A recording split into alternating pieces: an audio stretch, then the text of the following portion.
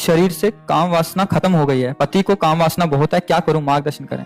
पति के अनुकूल चलना चाहिए। जब दो पाणी ग्रहण करते हैं पति और पत्नी, तो एक दूसरे को सहयोग करके मित्र भाव से चलाना चाहिए। हमें अपनी रुचि दूसरे पर नहीं थोपनी चाहिए, बात ध्यान रखना चाहिए। हम दोनों एक मार्ग के साथी हैं, तो हमको चाहिए कि हमें अपनी रुचि उसके अनुकूल करनी चाहिए, उसको चाहिए कि हम अपनी रुचि को एक दूसरे के अनुकूल कर ले।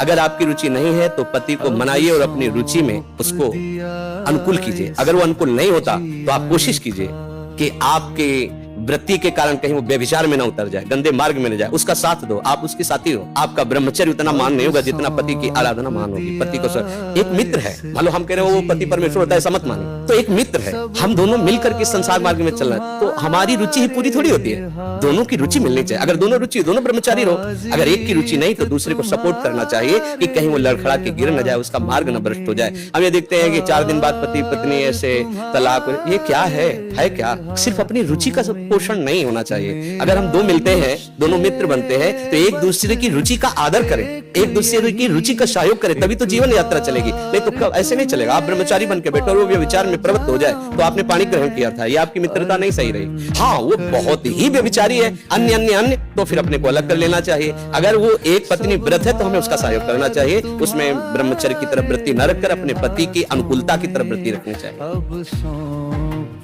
दिया इस जीवन का।